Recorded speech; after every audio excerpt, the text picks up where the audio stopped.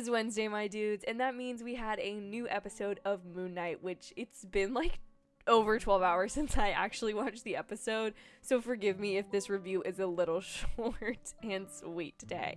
But today we are officially halfway through Moon Knight, which is actually kind of crazy. It always blows me away how much anticipation there is for these Marvel shows, or even the Star Wars ones, and then how quickly they fly by. It's just wild to me that we have 3 episodes of this show. I don't know how you feel. So for this episode, I like it. I like that this show is progressing really well and evenly in each episode.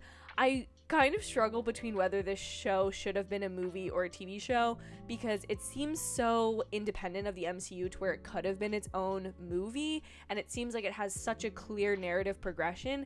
However, each episode is really even in the amount of narrative information you get, and the fact that it wouldn't necessarily make sense to have multiple interactions with Arthur Harrow in a movie, like in a structure of like a 3-act plot structure. I don't know if we would be able to see Arthur this much as we do in a TV show. Like, it makes so much more sense to be able to spend time with an antagonist like Arthur in this type of TV show setting where we see what everyone's doing and have that kind of omnipotent point of view. However, there are some times when I feel like the show could have been better as a movie. However, I like kind of the slow expansion of this world.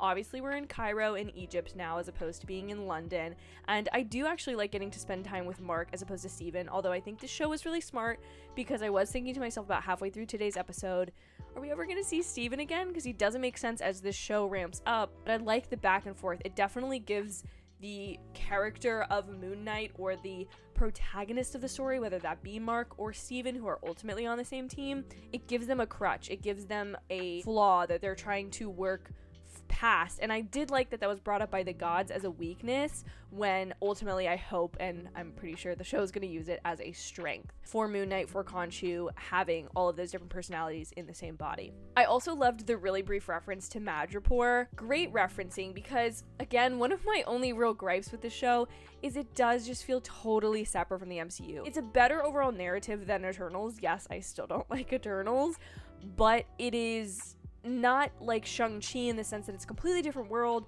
but we do see these like characters and things that we've had existing in the MCU for a long time.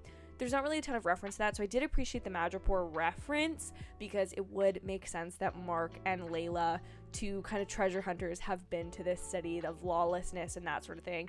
So I will be interested to see how they are played in with other characters, but I do think this show, with having such an established, strong actor as Oscar Isaac in the lead role, it does make it feel a little bit less like a Marvel project, and with a heavy focus on ancient Egypt, although everyone can make the argument that Thor dealing with the Norse gods is the same thing, but I feel like we're getting to see the full might of gods in a world where like a guy escaped a cave with a suit of iron, and like those are just so totally different playing fields. And like, I'm sure the comments will be like, well, what about Westview was created from Wanda's mind, and what about Stephen Strange? I just think overall it re-establishes to me, in my mind, the MCU I like on a slightly smaller scale. Not to quote Harry Styles' song, but I need to let things be as they were, as it was the MCU back in the day, and have what is the MCU now. But I do think there's a little bit of disconnect in my mind, which, going into the halfway point of this series,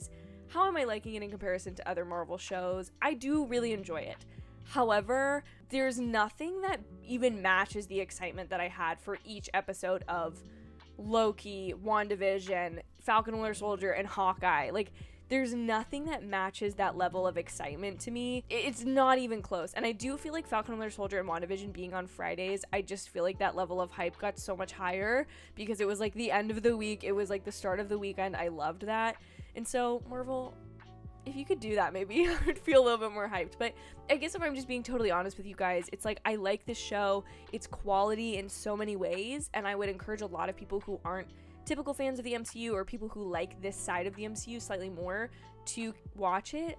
I just do feel a level of disconnect from it, and I don't know if I'll feel that way as we go further in the series, but what are your thoughts on it? I would love to know. Please leave them in the comments below. I apologize for this being a shorter review, but as I am filming this at already 9 p.m. at night, I kind of just want to edit it and get it up for you guys, as well as I have a couple videos I need to get out before the end of the weekend because your girl's been slacking. But please be sure to leave this review a like if you did enjoy it, and I would really appreciate if you considered subscribing. I will, even if they're late, try to do Moon Knight reviews for the rest of the season. 3 more episodes. Thank you again so much for clicking on my face today and watching this video. Have an absolutely amazing night, and I will see you in my very next video. Bye, y'all.